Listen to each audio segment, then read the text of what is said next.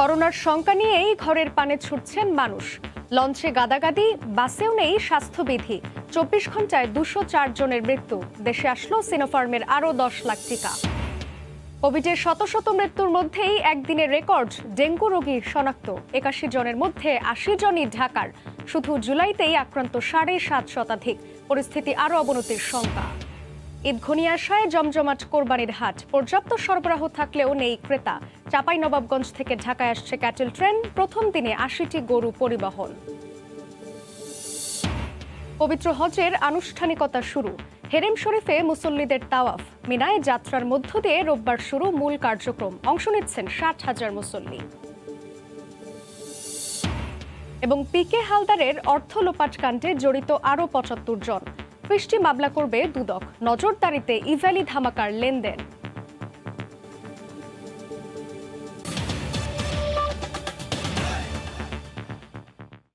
দেখছিলেন শিরোনাম। প্রবাসের সময়ের সঙ্গে আছি আমি জান্নাতুল সাদিয়া। চীন থেকে দেশে এসেছে সিনোফার্মের ১০ লাখ ডোজ করোনা টিকা। রাতে আসছে আরও ১০ লাখ। এই মুহূর্তে হজরত শাহজালাল আন্তর্জাতিক বিমানবন্দরে আছেন রিপোর্টার তোহা খান তামিম। সেখানকার সবশেষ পরিস্থিতি জানতে সরাসরি যাচ্ছি তার কাছে। তামিম। সাদিয়া, প্রাণঘাতী করোনা ভাইরাস মোকাবিলায় এবং গণমানুষকে ভ্যাকসিনেশন কার্যক্রমের আওতায় আনতে সরকার চীনের সাথে যে ১.৫ কোটি ডোজ টিকার যে চুক্তি করেছে, সেই চুক্তির আওতায় ইতিমধ্যে ঢাকায় ২০ লাখ যে ডোজ, সেই ২০ লাখ ডোজের প্রথম চালান ১০ লাখ ডোজ ইতিমধ্যে ঢাকায় পৌঁছেছে। রাত আজকে ১১টা ৩৫ ঢাকায় বাংলাদেশ এয়ারলাইন্সের একটি বিশেষ ফ্লাইটে এটি ল্যান্ড করেছে। আসলে ভেতরে যেই টিকার যে লোড আনলোডের যে কাজ, সেটি আসলে সম্পন্ন হয়েছে এবং ১৩টি যে ফ্রিজার ভ্যান, সেই ফ্রিজার ভ্যানে ইতিমধ্যে টিকাগুলো তোলা হয়েছে। অর্থাৎ সিনোফার্মে যে ১০ লাখ ডোজ টিকা, সেটি তোলা হয়েছে এবং এইগুলি টিকা এখন নিয়ে আসলে বের হবেন। অর্থাৎ আমি এই মুহূর্তে দাঁড়িয়ে রয়েছি সাদিয়া, যেই কার্গো গেট রয়েছে শাহজালাল আন্তর্জাতিক বিমানবন্দরে, সেই কার্গো গেটের বাইরে। এবং আপনাকে একটু দেখাতে চাই যে গেটের বাইরে যে ভেতরে দুটো যে ফ্রিজার ভ্যান, সেই ফ্রিজার ভ্যান এখন অপেক্ষা করছে। হয়তো আর কিছুক্ষণের মধ্যেই এই দুটো ফ্রিজার ভ্যান তারা বের হয়ে মহাখালীতে যে ইপিআই সেন্টার রয়েছে, সেই সেন্টারে সেখানে রাখা হবে। সাদিয়া, একটু বলে রাখি, এই যে সিনোফার্মের টিকা, সেটি +2 ডিগ্রি সেলসিয়াস থেকে 8+8 ডিগ্রি সেলসিয়াস পর্যন্ত যে তাপমাত্রা, সেই তাপমাত্রা এটি সংরক্ষণ করতে হবে। অর্থাৎ আমরা যে স্বাভাবিক যেই রেফ্রিজারেটর যেই তাপমাত্রা রয়েছে, সেই তাপমাত্রায় এটি সংরক্ষণ করা হবে। ইতিমধ্যে আপনি জানেন যে গত চলতি মাসের ১৩ জুলাই, অর্থাৎ ১৩ জুলাই থেকে গণহারে যে টিকা কর্মসূচি, সেই টিকা কর্মসূচি শুরু হয়েছে এবং সরকার বলেছে যে সিনোফার্মের যে টিকা, সেটি জেলা এবং উপজেলা পর্যায়ে নেওয়া হবে এবং আর বাদবাকি যে মডার্না বা ফাইজারের টিকা, সেটি আসলে সিটি কর্পোরেশন এলাকায় এই টিকা দেওয়া হবে। এর একটি কারণ হচ্ছে যে এই যে সিনোফার্মের যে টিকা, সেই সিনোফার্মের টিকা যে তাপমাত্রা বা যে সংরক্ষণ করার যে পদ্ধতি, সেটি আসলে 2 থেকে 8 ডিগ্রি যে সেলসিয়াস তাপমাত্রা, সেটি সংরক্ষণ করার জন্য কিন্তু আসলে জেলা এবং উপজেলা পর্যায়ে দেওয়ার যে সিদ্ধান্ত, সেটি আসলে নেওয়া হয়েছে। এর আগে আপনি জানেন যে গত ৩ জুলাই আরও যে ২০ লাখ ডোজ যে সিনোফার্মের টিকা, সেটি বাংলাদেশ পেয়েছে। অর্থাৎ এই পর্যন্ত বলা যায় যে প্রায় ১.৫ কোটিরও বেশি যে সিনোফার্মের টিকা, সেটি চীন থেকে এখন পর্যন্ত পাওয়া গেছে। তো সাদিয়া, কিছুক্ষণের মধ্যে কিন্তু এই যে বের হবে এবং রাত ৩টায়, অর্থাৎ এই আজকে রাত 3টায় আরও যে ১০ লাখ ডোজ, সেই ১০ লাখ ডোজ এসে পৌঁছানোর কথা রয়েছে। যদিও ইতিমধ্যে চীন থেকে সেটি আসলে রওনা দিয়েছে। বলা যায় সেই ১০ লাখ ডোজও আকাশপথে এখন রয়েছে। হয়তো রাত ৩টার কিছু সময় এদিক ওদিক আসলে সেই টিকাও শাহজালাল আন্তর্জাতিক বিমানবন্দরে এসে পৌঁছাবে। তো এই ছিল আমার হাতে সবশেষ। সাদিয়া। হজরত শাহজালাল আন্তর্জাতিক বিমানবন্দর থেকে সরাসরি যুক্ত ছিলেন রিপোর্টার তোহা খান তামিম। কোনোভাবেই কমছে না করোনায় আক্রান্ত ও মৃত্যুর সংখ্যা। দেশের সবশেষ ২৪ ঘন্টায় ২০৪ জন মারা গেছেন। ঢাকায় সর্বোচ্চ ৮২ জনের প্রাণহানি হয়েছে। শনাক্ত হয়েছেন ৮,৮৮৯ জন।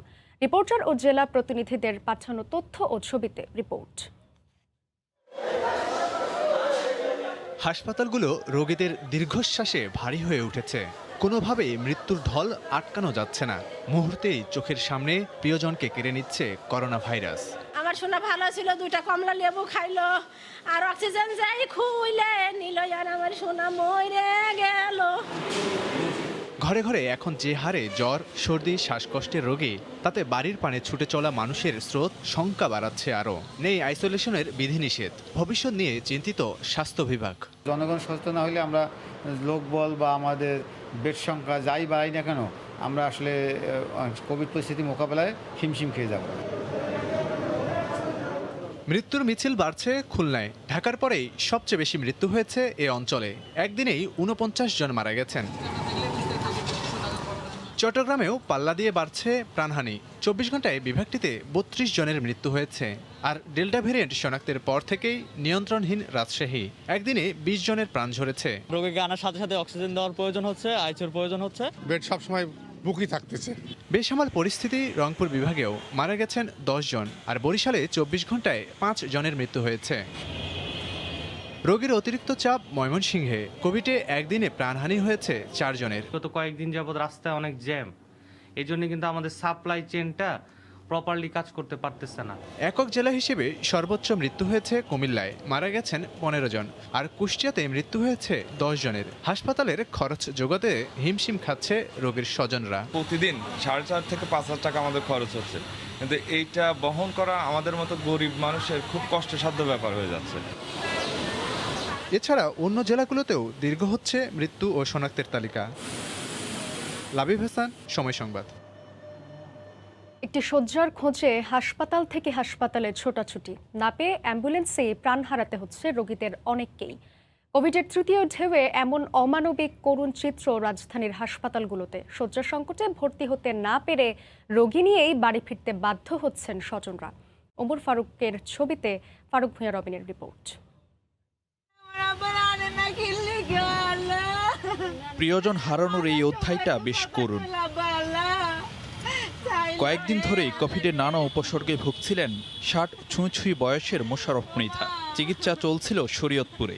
অবস্থার দ্রুত অবনতিতে প্রয়োজন পড়ে আইসিইউর। রোগীকে ঢাকায় এনে খোঁজ করা হয় একাধিক সরকারি হাসপাতালে, কিন্তু ফাঁকা নেই কোথাও। শেষ পর্যায়ে নিয়ে আসা হয় ডিএনসিসি কোভিড হাসপাতালে। ততক্ষণে অ্যাম্বুলেন্সে মৃত্যুর কোলে ঢলে পড়েন মোশাররফ মৃধা। 2-3 দিন যাবৎ খুব যোগাযোগও করতেছিলাম, কোথাও কোনো সিটের আশ্বাস পাইনি। এখানে আনতে আনতে আর একের পর এক অ্যাম্বুলেন্স আসছে হাসপাতালে। সবারই অভিজ্ঞতা বেশ তিক্ত।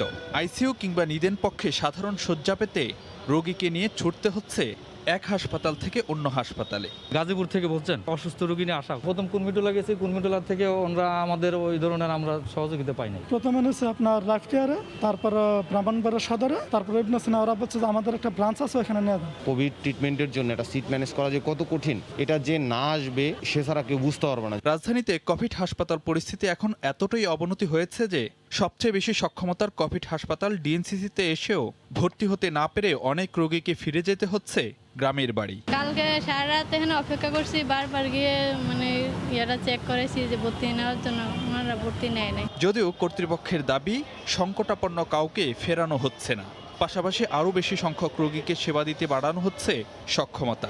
সেই প্রস্তুতি আমরা নিচ্ছি যাতে 1000 সিরিয়াস পেশেন্টকে হ্যান্ডেল করা যায় ইন ফিউচার। হাসপাতাল কর্তৃপক্ষ জানাচ্ছে কমছে না ঢাকার বাইরে থেকে রোগী আসা, সঙ্গে দ্রুত গতিতে বাড়ছে রাজধানীর রোগীও। ফারুক ভূঁইয়া, রবিন, সময় সংবাদ, ঢাকা। করোনা সংক্রমণের শঙ্কা নিয়েই বাড়ির পানে ছুটছেন ঘরমুখী মানুষ। সরকারি নির্দেশনা উপেক্ষা করে সদরঘাট থেকে গাদাগাদি করে যাত্রী পরিবহন করে ছেড়ে যায় প্রতিটি লঞ্চ। রাজধানীর বাস কাউন্টারেও যাত্রী চাপে স্বাস্থ্যবিধি চরমভাবে উপেক্ষিত। বাস কিংবা কাউন্টারে কোথাও নেই জীবাণুনাশক স্প্রে। দ্বিগুণ ভাড়া নিয়েও বসানো হয় পাশাপাশি আসনে। তবে নিয়ম মেনে কমলাপুর থেকে ছেড়ে যায় ট্রেন। সরকারি নির্দেশনা অনুযায়ী লঞ্চের ডেকে 60% ভাড়া বাড়ানোর বিনিময়ে অর্ধেক যাত্রী পরিবহন করার কথা, কিন্তু ঈদযাত্রার তৃতীয় দিন সদরঘাট থেকে ছেড়ে যাওয়া প্রত্যেকটি লঞ্চের ডেকের দৃশ্য ছিল এমন। মানুষের ঠাসা ছিল এক একটি লঞ্চের ডেক, যেখানে মাস্ক পরা কিংবা সামাজিক দূরত্ব মানার কোনো বালাই ছিল না। যাত্রীদের অভিযোগ, ডেকে প্রত্যেক যাত্রীর 2 পাশে 3 ফুট করে ফাঁকা রাখতে ছিল না প্রশাসনের কোনো তৎপরতাও। আমরা বুঝতেছি না যে করোনা বহন, সবাই তো বাড়িতে যাওয়ার জন্য আগ্রহ। তারা ভাড়া বেশি নিতেছে, কিন্তু আপনার ওই যে আমাদের এটা দেওয়ার কথা ওই 60% মানে একটু ফাঁকা ফাঁকা এই জিনিসটা করতেছে না তারা। ভয়াবহ রূপ ধারণ করতেছে যাত্রী, আর প্রশাসনিক কোনো ব্যবস্থা নাই এখানে। শনিবার সন্ধ্যা নামার সঙ্গে সঙ্গে সদরঘাটে ভিড় বাড়ে আরও কয়েক গুণ। দক্ষিণাঞ্চলের 21টি জেলার 42টি নৌরুটের সব লঞ্চ ছাড়ে যাত্রী বোঝাই করে। একই দিন সকাল থেকে রাজধানীর বাস কাউন্টারগুলোতেও দেখা গেছে যাত্রীদের ভিড়। বাড়তি ভাড়ার কারণে এক কাউন্টার থেকে অন্য কাউন্টারে ছুটতে দেখা যায় অনেককে। সেখানেও ছিল না স্বাস্থ্যবিধি মানার বালাই, অনেক ক্ষেত্রে মানা হয়নি এক সিট ফাঁকা রাখার নির্দেশনাও। নিয়ম থাকলেও জীবাণুনাশক স্প্রে করতে দেখা যায়নি বাসের মধ্যে।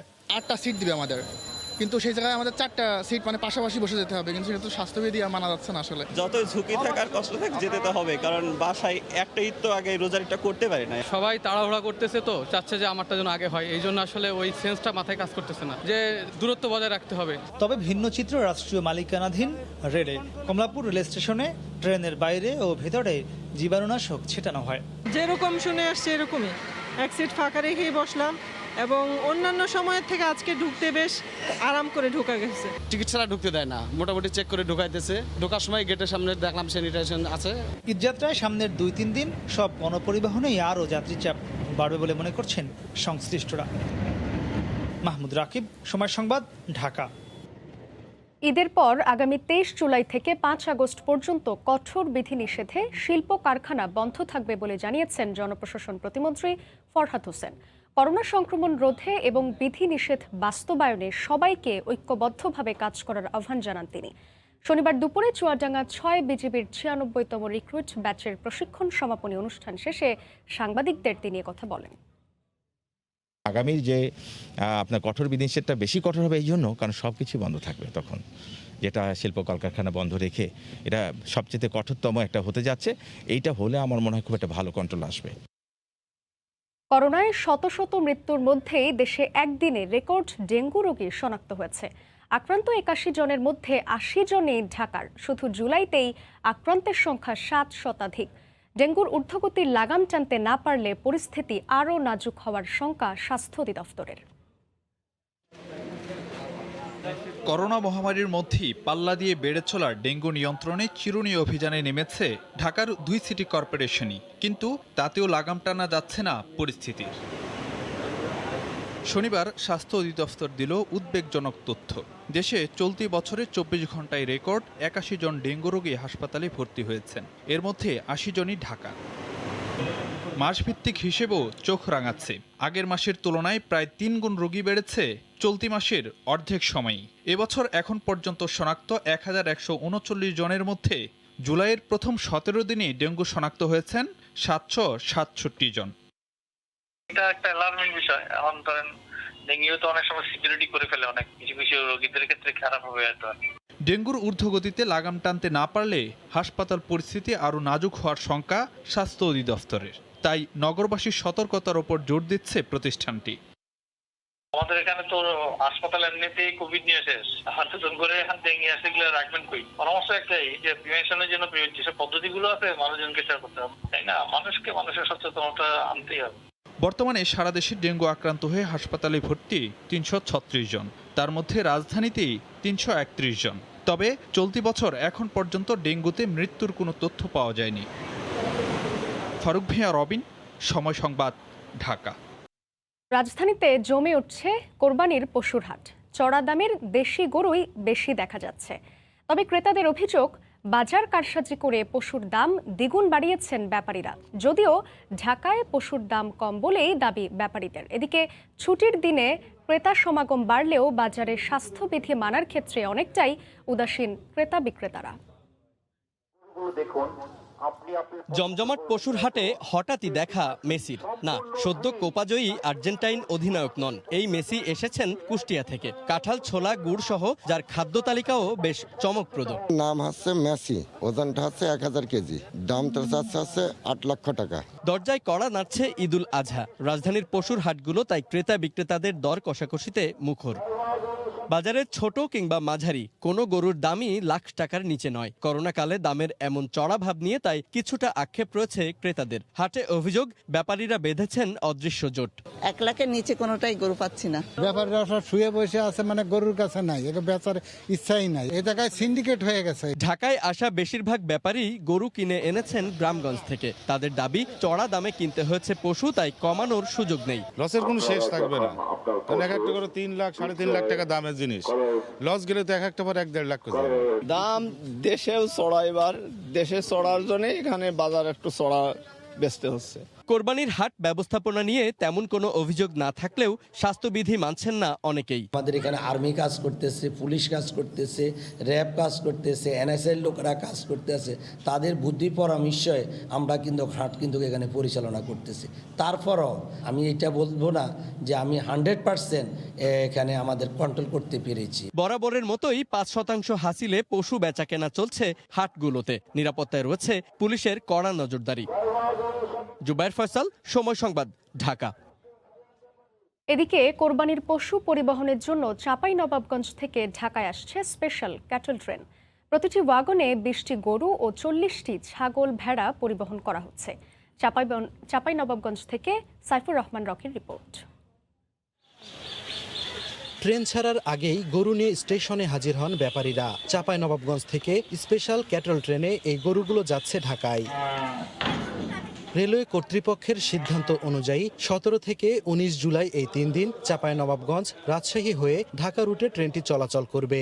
ওয়াগনগুলোতে বাঁশের ফ্রেমে বেঁধে কোরবানির পশুগুলো পরিবহনের উপযোগী করা হয়েছে। প্রতিটি ওয়াগনে 20টি করে গরু পরিবহন করা যাবে। প্রতিটি গরুর জন্য ভাড়া 592 টাকা এবং ছাগল ও ভেড়ার ক্ষেত্রে ভাড়া গুনতে হবে 296 টাকা। প্রথম দিন 4টি ওয়াগনে 80টি গরু পাঠানো হয়েছে বলে জানান স্টেশন মাস্টার। প্রধানমন্ত্রী প্রান্তিক চাষি এবং ব্যবসায়ীদের সুবিধা অর্থে ট্রেনটি চালু করেছে। ট্রেনের ভিতরে গরু খাওয়া দাওয়া করছে, ট্রাকে কিন্তু এই সুযোগটা পায় না।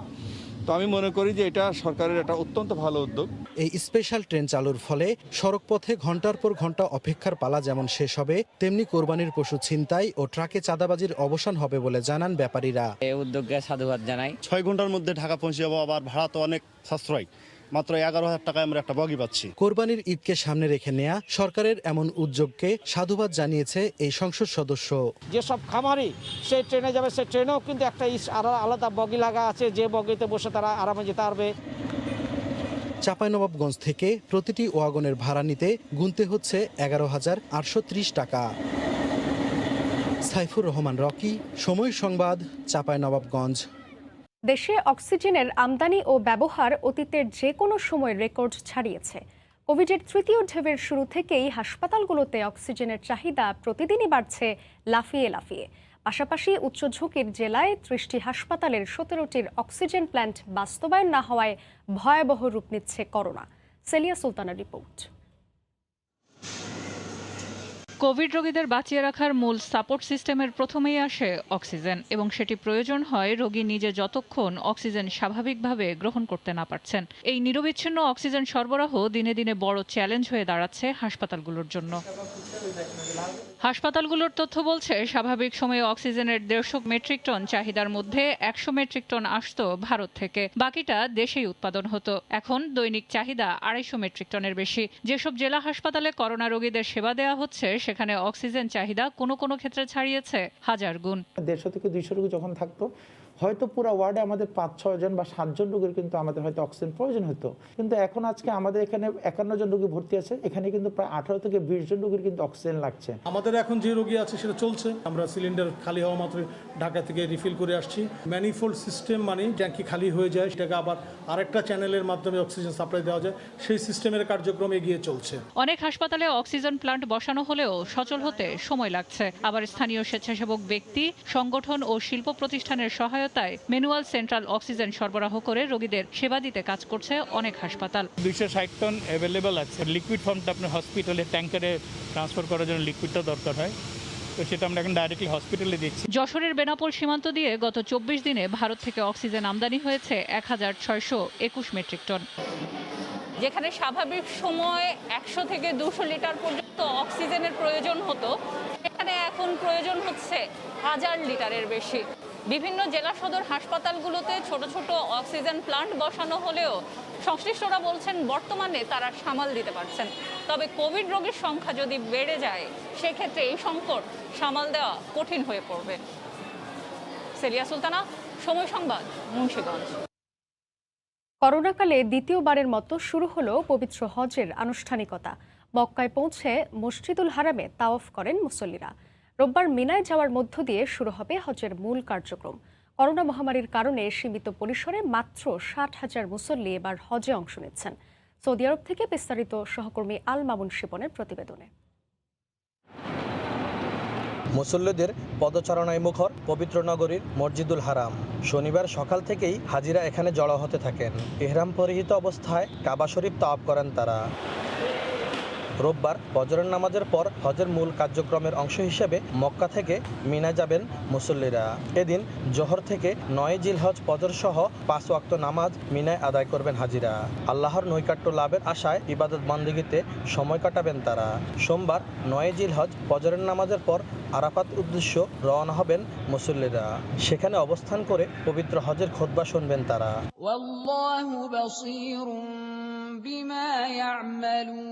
সূর্যাস্ত পর্যন্ত আরাফার ময়দানের অবস্থানের পর মুজদালিফার উদ্দেশ্যে রওনা হবেন হাজিরা। সেখানে রাত্রি যাপন শেষে 10 জিলহজ আবার মিনায় ফিরে জামারাতে শয়তানকে পাথর নিক্ষেপ করে কোরবান শেষে পবিত্র হেরাম শরীফের বিদায় তাওয়াফ করবেন তারা। করোনা মহামারীর মধ্যে এবারের হজ ব্যবস্থাপনায় সৌদি সরকারের দেয়া বিভিন্ন শর্ত পূরণ করে মাত্র 60,000 মুসল্লি পবিত্র হজে অংশ নিয়েছেন। এদের মধ্যে অনেক প্রবাসী বাংলাদেশিও রয়েছেন। 60,000 লোকের মধ্যে আমি একজন বাংলাদেশি অনুমতি পাইছি হজের। এই জন্য আমি বাংলাদেশি হিসাবে অনেক গর্বিত। দোয়া করি আল্লাহ যেন আমাদের এই পৃথিবীকে আবার নতুন করে কোভিড থেকে মুক্ত করে নতুন পৃথিবী হয়। এবার মসজিদে নামিরা থেকে হজের খুতবা দেবেন মসজিদুল হারামের ইমাম ও খতিব শায়েখ ডক্টর বান্দার বালিলা।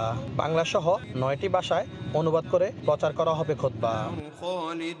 দ্বিতীয়বারের মতো সীমিত পরিসরে স্থানীয় এবং প্রবাসী নাগরিকদের নিয়ে মাত্র 60,000 হজযাত্রীদের সমন্বয়ে অনুষ্ঠিত হচ্ছে এবারের পবিত্র হজ। ইতিমধ্যে হজযাত্রীরা পবিত্র কাবা শরীফে অবস্থান করছেন এবং সেখানে অবস্থান করে হজযাত্রীরা প্রার্থনা করছেন যেন পৃথিবী থেকে অচিরেই দূর হয় এই মহামারী করোনা। পুনরায় লক্ষ লক্ষ ধর্মপ্রাণ মুসলমানদের নিয়ে অনুষ্ঠিত হবে মুসলমানদের সবচেয়ে ধর্মীয় উৎসব পবিত্র হজ। আল মামুন শিপন, সময় সংবাদ, সৌদি আরব। পিকে হালদারের অর্থ লোপাটকাণ্ডে জড়িত আরও 75 জনের নাম উঠে এসেছে দুদকের তদন্তে। তাদের বিরুদ্ধে 30টি মামলা করতে যাচ্ছে দুদক। এদিকে ইভ্যালি ও ধামাকার অনিয়মের বিষয়টি নজর রাখছে আর্থিক গোয়েন্দা সংস্থা। সম্প্রতি দেশের আর্থিক খাতের লুটপাটের ইতিহাসে এক বিস্ময়কর চরিত্র প্রশান্ত কুমার হালদার। কোন সংস্থা বলছে তার দুর্নীতির পরিমাণ 15,000 কোটি টাকা। তবে দুদক বলছে সঠিক হিসেব জানতে অপেক্ষা করতে হবে মামলার তদন্ত শেষ হওয়া পর্যন্ত। দুদকের এক প্রতিবেদনে দেখা যায় শুধু একটি কম্পিউটার ব্যবহার করেই কাগজি প্রতিষ্ঠান বানিয়ে 2,000 কোটি টাকা লুট করেছেন পিকে হালদার। এই ইস্যুতে এরই মধ্যে 37 জনের বিরুদ্ধে 15টি মামলা হয়েছে আর 75 জনের বিরুদ্ধে 30টি মামলা করতে যাচ্ছে সংস্থাটি। একটা টেবিল 4 জনকে ভাগ করে দিয়েছে, 4 জন 4 বেলা বসতো। ওই টেবিল থেকে 4 জন 4টা কোম্পানি করতো। সেই 4টা কোম্পানি থেকে তারা লোন নিত। ওই লোনটা অর্থলগ্নিকারী প্রতিষ্ঠান হিসেবে বাংলাদেশ ব্যাংক তাদেরকে এক কথায় ফ্রি লাইসেন্স দিয়েছে। এদিকে ইভ্যালি ধামাকার মতো ই কমার্স ভিত্তিক প্রতিষ্ঠানের অর্থ পাচার সংক্রান্ত ঘটনাগুলো নজরদারি করছে বাংলাদেশ ফিনান্সিয়াল ইন্টেলিজেন্স ইউনিট। সন্দেহজনক লেনদেন পেলে অ্যাকাউন্ট জব্দের কথাও জানান বিএফআইইউ প্রধান। যদি ওইরকম হয় যে টাকাটা উঠে যাচ্ছে কিংবা ফ্রিজ না করলে এগুলো পরে আর খুঁজে পাওয়া যাবে না, সেই মুহূর্তে ওগুলো আমরা করি।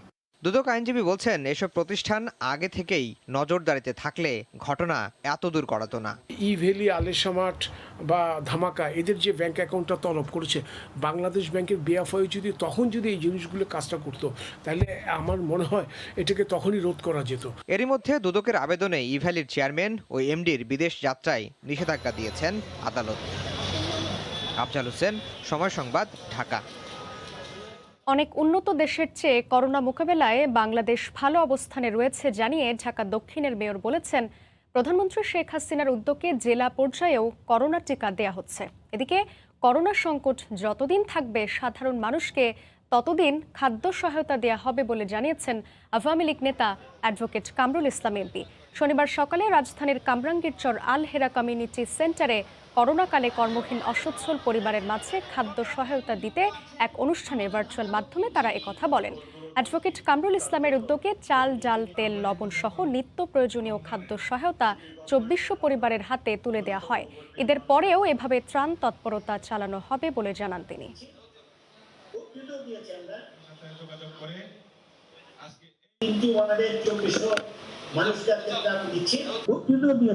করোনা যতদিন পর্যন্ত আছে আমরা পর্যায়ক্রমে ত্রাণ দিয়ে যাব। ঈদের পরেও আবার আমরা এরকম ভাবে ত্রাণ তৎপরতা আমরা চালাবো। আজকে যুক্তরাষ্ট্রের মতো দেশে তারাও কিন্তু তাদের জনগণকে সেই সেবা দিতে পারেনি। ভারতের মতো দেশে 4,13,000 মানুষ মারা গেছে এই করোনা মহামারীতে। সেখানে জেলা পর্যায়ে এখন হাসপাতালগুলোতে এখন করোনার স্বাস্থ্য সেবা কিন্তু এখন দেওয়া হচ্ছে। এটা সম্ভব হয়েছে মাননীয় প্রধানমন্ত্রীর সকল দূরদর্শী কার্যক্রমে।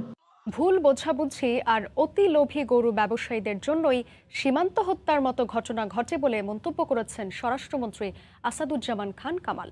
চট্টগ্রামের সাতকানিয়ায় বিজিবির 96তম রিক্রুট ব্যাচের শপথ গ্রহণ ও প্রশিক্ষণ সমাপনী অনুষ্ঠানে একথা বলেন স্বরাষ্ট্রমন্ত্রী। তিনি বলেন, চোরাচালান রোধে সীমান্ত চৌকি বাড়ানো হয়েছে। চট্টগ্রাম থেকে সাদাত রহমতুল্লাহর রিপোর্ট। রাষ্ট্রের সীমান্ত রক্ষায় নবীন প্রহরী। বর্ডার গার্ড বাংলাদেশ বিজিবির নতুন সদস্যদের প্রশিক্ষণ শেষে সমাপনী দিনে কুচকাওয়াজে অংশ নেন বাহিনীর সদস্যরা। পরে শপথ বাক্য পাঠ করেন নবীন সৈনিকরা। চট্টগ্রাম ছাড়াও সারা দেশের 9টি ভেন্যুতে দীর্ঘ 24 সপ্তাহের মৌলিক প্রশিক্ষণ শেষে প্রায় 2500 সদস্যের সৈনিক জীবনের শুভ সূচনা হলো। অনুষ্ঠানে বিজিবির মহাপরিচালক বলেন, সীমান্তে অপরাধ ও চোরাচালানে কাউকেই ছাড় দেওয়া হবে না। অবৈধভাবে সীমান্ত পারাপারের প্রবণতা অনেক কমেছে এবং যারাই পার হচ্ছে টহলের জন্য ধরা পড়ছেন, আমরা তাদেরকে আইনের আওতাভুক্ত করতে পারছি। প্রশিক্ষণে ভালো করে নতুন সদস্যদের হাতে পুরস্কার তুলে দিয়ে কোরবানিতে ভারত থেকে গরু আসবে না জানিয়ে স্বরাষ্ট্রমন্ত্রী বলেন, সীমান্তে হত্যা বন্ধ না হওয়ার জন্য অতি লোভী গরু চোরাচালানকারী ব্যবসায়ী দায়ী। আমাদের দেশের ক্যাটল খামারিরা যথেষ্ট পরিমাণ তারা গ্রো করেছেন। 2-1 অতি লোভী ব্যবসায়ীরা সীমান্ত পার হয়ে যেগুলি করে, সেই জন্যই এই দুর্ঘটনাগুলি ঘটে। আমাদের বিজিবি কঠিন অবস্থায় আছে। আমরা যতদূর সম্ভব, যতদূর আমাদের ইনফরমেশন ভিত্তিক, আমরা বিজিবি সেগুলো কিন্তু দমন করে যাচ্ছি। 96তম ব্যাচে রিক্রুট পুরুষদের পাশাপাশি 128 জন নারী সদস্য বিজিবিতে যোগ দিয়েছে। সার্বভৌমত্ব রাষ্ট্রের নিরাপত্তা যতবারই আঘাত এসেছে ততবারই বুক দিয়ে আগলে ধরেছে বর্ডার গার্ড বাংলাদেশ বিজিবি। নতুন সদস্য রিক্রুটের মধ্য দিয়ে দেশের সীমান্তে চোরাচালান রোধ ও শত্রুর মোকাবেলা রক্ষায় আরো মনোবল যেমন বৃদ্ধি পাবে, একই সাথে বাহিনীর সক্ষমতা আরো বৃদ্ধি পাবে বলে মনে করছে বিজিবি। সাদাত রহমতুল্লাহ, সময় সংবাদ, চট্টগ্রাম। পর্যাপ্ত মজুদ থাকার পরও কোরবানির ঈদ সামনে রেখে বেড়ে গেছে লবণের দাম। চামড়ার আড়তদার ও পাইকারি লবণ বিক্রেতাদের অভিযোগ, মিল মালিকরা সিন্ডিকেট করে আগেই বস্তা প্রতি 150 টাকা বেশি দামে বিক্রি করছেন। বিসিক চেয়ারম্যান বলছেন, চাহিদার চেয়ে 20% লবণ বেশি মজুদ আছে। কারসাজি করে দাম বাড়ালে ব্যবস্থা নেওয়া হবে। হাজিরা শিউলির রিপোর্ট। প্রতি বছরই কোরবানির আগে কৃত্রিম সংকট তৈরি করে লবণের দাম বাড়িয়ে দেয় অসাধু সিন্ডিকেট। উৎপাদন ভালো হওয়ায় এবছর সংকট না থাকলেও বৃষ্টির অজুহাতে কোরবানির 3 সপ্তাহ আগ থেকেই লবণের দাম ঊর্ধ্বমুখী। আড়তদারদের অভিযোগ, 560 টাকার লবণ এখন পাইকারি পর্যায়ে 670 থেকে 700 টাকা এবং খুচরা পর্যায়ে বিক্রি হচ্ছে 750 থেকে 800 টাকায়। কেতিনিয়া 25 দিন আগে লবণের দাম ছিল 500 থেকে 550। এখন বর্তমানে এক বস্তা 72 কেজি লবণের দাম হয়ে গেছে 750 থেকে 800 টাকা। যারা সংঘবদ্ধ, যারা সিন্ডিকেট করে লবণের দামকে উঠানো, বাড়ানোর, কমানোর জন্য, তাদের বিরুদ্ধে যথাযথ ব্যবস্থা নেওয়া হোক। পাইকারি বিক্রেতারা বলছেন, করোনার কারণে এবার লবণের বাড়তি চাহিদা নেই। এরপরও নারায়ণগঞ্জ, কক্সবাজার ও চট্টগ্রামের মিল মালিকরা লবণ মজুদ রেখে কোরবানি উপলক্ষে বাড়তি দামে বিক্রি করছে। লবণ ছাড়তেছে না, তারা ধরে রাখছে লবণকে, যে সামনে কোরবানি আছে, এই উপলক্ষে চামড়াতে লবণ প্রচুর লাগবে। তারা সিন্ডিকেট একটা করছে, করে এখন 700 টাকা করে লবণ বিক্রি করতেছে।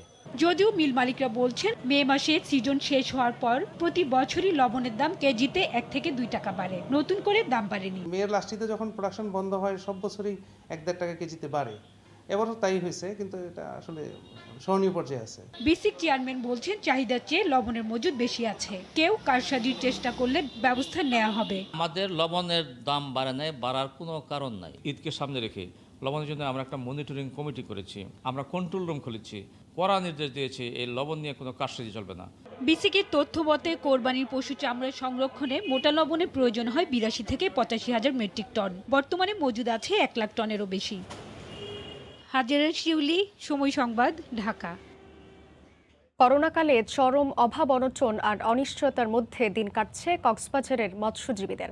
তার উপর সাগরে 65 দিন মাছ ধরার নিষেধাজ্ঞা চলমান। আরও জানাচ্ছেন সুজাউদ্দিন রুবেল। সাগরে মাছ শিকারে 65 দিনের নিষেধাজ্ঞা, তাই বাঁকখালী নদীতে নেই মাছ ধরার ট্রলারের আসা যাওয়ার ব্যস্ততা। উপকূলে নোঙর করা শত শত ট্রলার।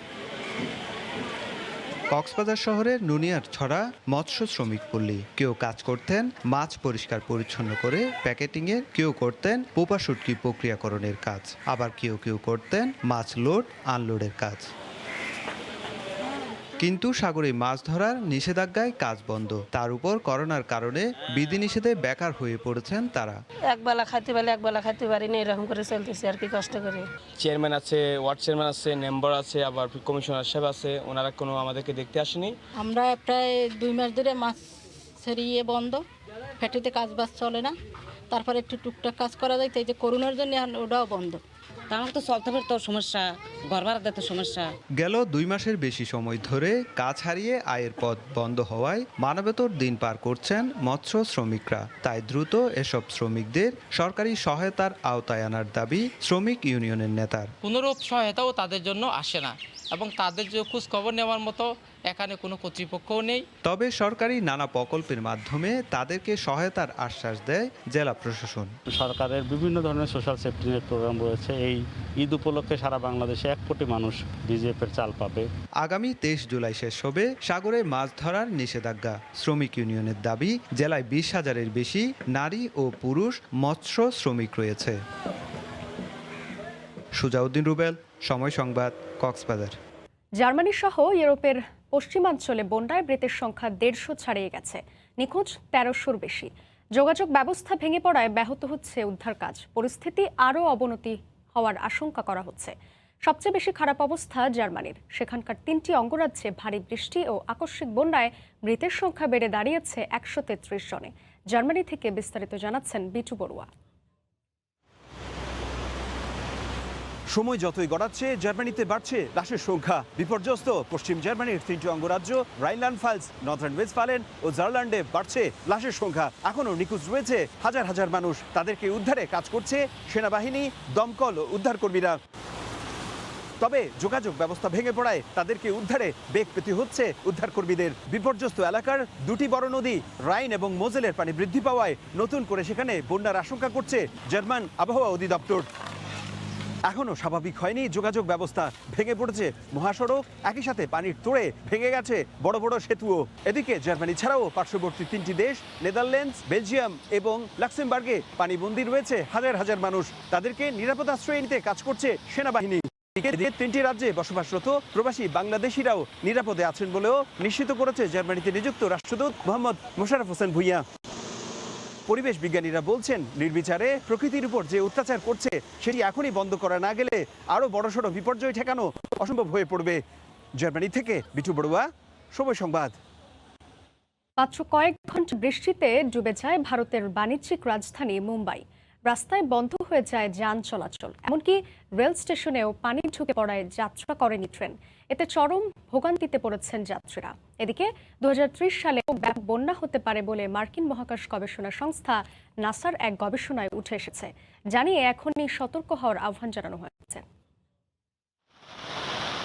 টানা বৃষ্টিতে ডুবেছে শহর, রাস্তায় থই থই করছে পানি। শুক্রবার কয়েক ঘন্টার বৃষ্টিতে ভারতের বাণিজ্যিক রাজধানী মুম্বাইয়ে জলাবদ্ধতার সৃষ্টি হয়েছে। রাস্তায় অতিরিক্ত পানি জমায় বন্ধ হয়ে যায় যান চলাচল, বিপাকে পড়েন মানুষ। পানি ঢুকে পড়ে ট্রেন স্টেশনেও। এতে ট্রেন চলাচল বন্ধ হয়ে যাওয়ায় ভোগান্তিতে পড়েন যাত্রীরা। কয়েক ঘন্টা ধরে বৃষ্টিতে তলিয়ে গেছে শহর। সব সময়ই এমন হয়, কিন্তু কর্তৃপক্ষ দেখেও দেখে না, কোনো কাজই করে না। আমি এসেছি ভ্যাকসিন কার্যক্রম পরিচালনার জন্য, তবে রাস্তার এই অবস্থায় ভোগান্তিতে পড়েছি। ওদিকে টিকাদান কর্মসূচিও বন্ধ হয়ে গেছে। আবহাওয়া দপ্তর বলছে শুক্রবার 16 মিলিমিটার বৃষ্টিপাত রেকর্ড করা হয়েছে। শনিবার একই রকম আবহাওয়া বিরাজ করছে। ভারতের অন্যান্য শহরেও বৃষ্টিতে তলিয়ে গেছে সড়ক। এদিকে আবহাওয়া ও জলবায়ু পরিবর্তনের কারণে বিভিন্ন রকমের প্রভাব দেখা দিচ্ছে। মার্কিন মহাকাশ গবেষণা সংস্থা নাসা জানিয়েছে 2030 সালে রেকর্ড ফ্লাডিং অর্থাৎ ব্যাপক বন্যা দেখা দিতে পারে, আর সেই বন্যা হবে ভয়াবহ, যা নিয়ে আগাম সতর্কতা দেয়া হয়েছে। সৈয়দ ইফতেখার, সময় সংবাদ। করোনার ভারতীয় ভ্যারিয়েন্টে বিপর্যস্ত পর্তুগালের লিসবনের বাংলাদেশি কমিউনিটি। 5 শতাধিক আক্রান্তের পাশাপাশি বিভিন্ন হাসপাতালের আইসিইউতে চিকিৎসা নিচ্ছেন 50 জনের বেশি প্রবাসী। এমন পরিস্থিতিতে লিসবনে উন্মুক্ত স্থানে ঈদ জামাতের অনুমতি মেলেনি। লিসবন থেকে তারিকুল হাসান আশিকের রিপোর্ট। বিধিনিষেধ শিথিল করে স্বাভাবিক অবস্থায় ফেরার আগ মুহূর্তে ভারতীয় ডেল্টা ভ্যারিয়েন্টে ফের বিপর্যস্ত পর্তুগাল। আক্রান্তের সংখ্যা বাড়ার পাশাপাশি বেড়েছে মৃত্যুর হার। এই অবস্থায় আবারও বেশ কিছু নিয়মকানুন বেঁধে দিয়ে পরিস্থিতি সামলে নেওয়ার চেষ্টা করছে দেশটি।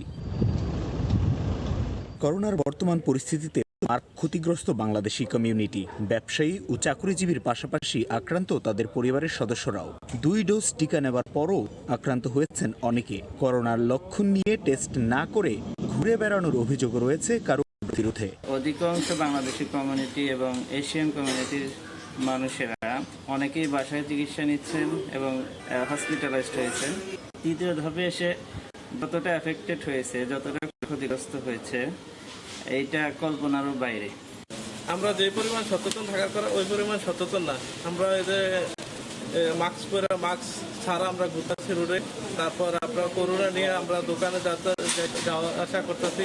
সচেতন না হলে পরিস্থিতি আরো খারাপ হওয়ার শঙ্কা সংশ্লিষ্ট কর্তৃপক্ষের। পর্তুগালের লিসবনের করোনা পরিস্থিতিতে বর্তমানে খুবই ভয়াবহ অবস্থা বিরাজ করছে। এর মধ্যে প্রচুর প্রবাসী, প্রায় 2 শতাধিকের উপর প্রবাসী বাংলাদেশি করোনা আক্রান্ত। এর মধ্যে প্রায় 20 থেকে 25 জনের অবস্থা খুবই খারাপ অবস্থা, তারা বর্তমানে আইসিইউতে রয়েছে।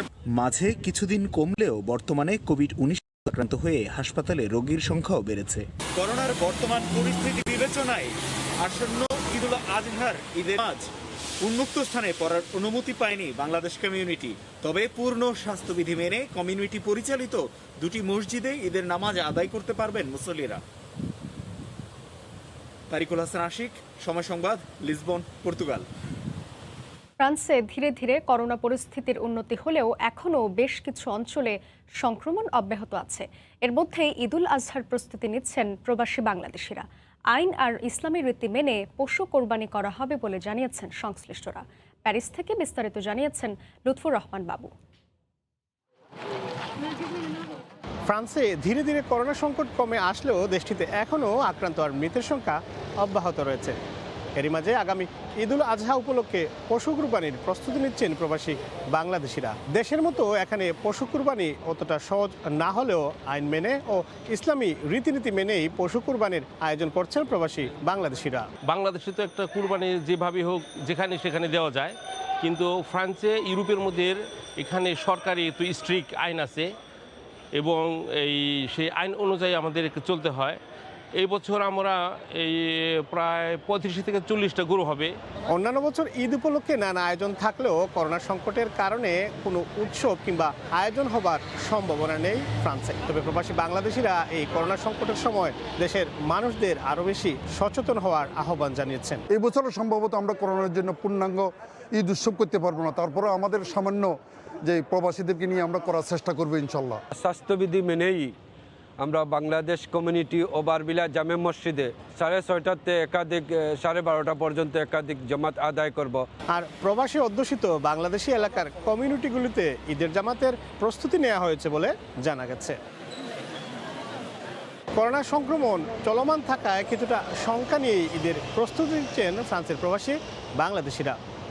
মোহাম্মদ লুৎফুর বাবু, সময় সংবাদ, প্যারিস। করোনার দাপট কিছুটা কমার পাশাপাশি আবহাওয়া অনুকূলে থাকায় স্পেনের সমুদ্র সৈকতগুলোয় দেশি বিদেশি পর্যটকদের আনাগোনা বেড়েছে। বয়স্ক নারী পুরুষ থেকে শুরু করে সব বয়সের মানুষই ভ্রমণে আসছেন। স্পেন প্রতিনিধি সাইফুল আমিনের তথ্য ও ছবিতে রিপোর্ট।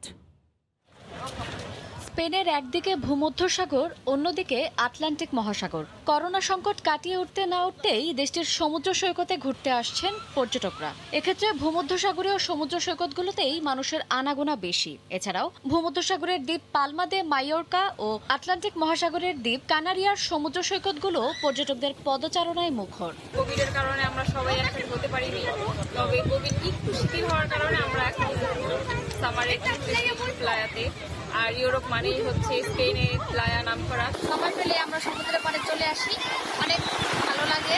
সমুদ্রের যে পানিটা সেটা স্কিনের জন্য অনেক ভালো, তো স্কিনকে ভালো রাখার জন্য অবশ্যই আসা উচিত। গেল বছর করোনার প্রভাবে সমুদ্র সৈকতগুলো ছিল একেবারে নীরব। এবার পরিস্থিতি অনেকটা অনুকূলে থাকায় স্পেনে ভ্রমণ পিপাসুদের আগমন বাড়ছে, আর এতে খুশি পর্যটন সংশ্লিষ্ট প্রবাসী বাংলাদেশিরা। সময় সংবাদ, স্পেন। আয়ারল্যান্ডের কর্ক কাউন্টির লগ হ্রদ মাছ, পাখি, হাঁসের আশ্রয়স্থল হলেও শুধু হাঁসের জন্যই এই জায়গাটি বেশি নজর কাড়ে দর্শনার্থীদের। আয়ারল্যান্ডের সবচেয়ে প্রাচীন বন্য প্রাণীর এই আশ্রয়স্থলটি নিয়ে আয়ারল্যান্ড প্রতিনিধি সৈয়দ জুয়েলের রিপোর্টে বিস্তারিত। কাগজে কলমে লগ হ্রদ হলেও স্থানীয়রা এটিকে চেনেন লগ পার্ক নামেই। এখানে রয়েছে নানা প্রজাতির মাছ, হাঁস, পাখির নিরাপদ আবাস। তবে হ্রদটিতে ঢুকতেই হাঁসের রাজত্বে অন্য প্রাণীর উপস্থিতি তেমন টের পাওয়া যায় না। হ্রদ ছাড়িয়ে এর আশেপাশের ডাঙাতে এর রাজস্বিক ঘুরে বেড়ানো দেখে যে কেউ বুঝবেন এটি তাদেরই অঞ্চল। 4 হেক্টর মিঠা পানির হ্রদটি 1881 সাল থেকে দর্শনার্থীদের ভ্রমণের এক আকর্ষণীয় স্থান। আইরিশ কার্প মাছের সিংহভাগ এই হ্রদ থেকেই ধরা হয়। পাশাপাশি রুড, আইল, টেঞ্চ ও পার্চ মাছের আবাসস্থল এটি। দর্শনীয় হ্রদটিতে স্থানীয়দের পাশাপাশি বাংলাদেশিরাও ভিড় জমান দেশীয় আমেজ নিতে। Usually my husband is with me, but he's not with me tonight, so it's busy. And as you can see, they're lovely and they get very excited. And they look extra hungry tonight. যখনই মনটা খারাপ থাকে সপরিবার এখানে চলে আসি, সাথে করে খাবার নিয়ে আসি, হাঁসকে খাবার খাওয়াই। এখানে বিভিন্ন প্রজাতির হাঁস আছে যেগুলো আমাদের দেশে হাঁসের সাথে তুলনা করলেই চলে। আয়ারল্যান্ডের কর্ক সিটির দক্ষিণ পশ্চিম কোণেই এই লগ হ্রদ। প্রবাসীদের জন্য বাংলাদেশের হাঁসের রাজ্য। এখানে রয়েছে বাংলাদেশি নানা প্রজাতির হাঁস, যা দেখতে এখানের প্রবাসীরা সময় পেলেই ছুটে আসেন এই পার্কে। আয়ারল্যান্ডের কর্ক সিটির লগ পার্ক থেকে সৈয়দ জুয়েল, সময় সংবাদ। ঈদের মাত্র কয়েকদিন বাকি থাকলেও বাংলাদেশে অধ্যুষিত কুয়েত সিটির সুক আল ওয়াতানিয়া শপিং মলে নেই ভিড়। প্রায় ক্রেতাশূন্য মার্কেটে বেচা কেনার করুণ দশায় ক্ষতির মুখে প্রবাসী বাংলাদেশি ব্যবসায়ীরা। কুয়েত থেকে শরীফ মোহাম্মদ মিজানুর রহমানের তথ্য ও ছবিতে রিপোর্ট।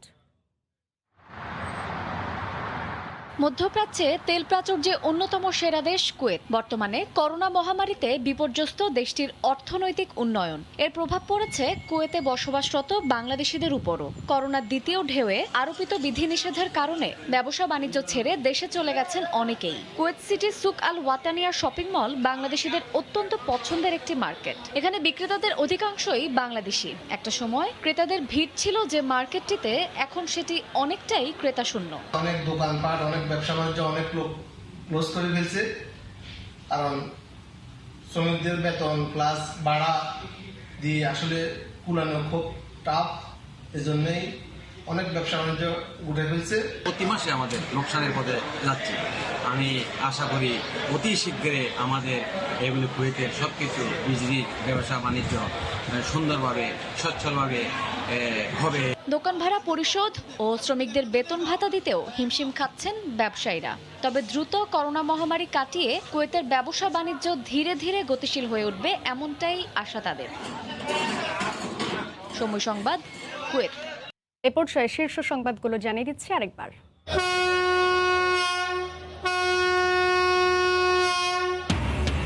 করোনার শঙ্কা নিয়েই ঘরের পানে ছুটছেন মানুষ। লঞ্চে গাদাগাদি, বাসেও নেই স্বাস্থ্যবিধি। 24 ঘন্টায় 204 জনের মৃত্যু। দেশে আসলো সিনোফার্মের আরও 10 লাখ টিকা। কোভিডের শত শত মৃত্যুর মধ্যেই একদিনে রেকর্ড ডেঙ্গু রোগী শনাক্ত। 81 জনের মধ্যে 80 জনই ঢাকার। শুধু জুলাইতেই আক্রান্ত 7.5 শতাধিক। পরিস্থিতি আরও অবনতির শঙ্কা। এবং ঈদ ঘনিয়ে আসায় জমজমাট কোরবানির হাট। পর্যাপ্ত সরবরাহ থাকলেও নেই ক্রেতা। চাঁপাইনবাবগঞ্জ থেকে ঢাকায় আসছে ক্যাটল ট্রেন, প্রথম দিনে ৮০টি গরু পরিবহন। এ ছিল প্রবাসের সময়ের সঙ্গে থাকুন সময়ের।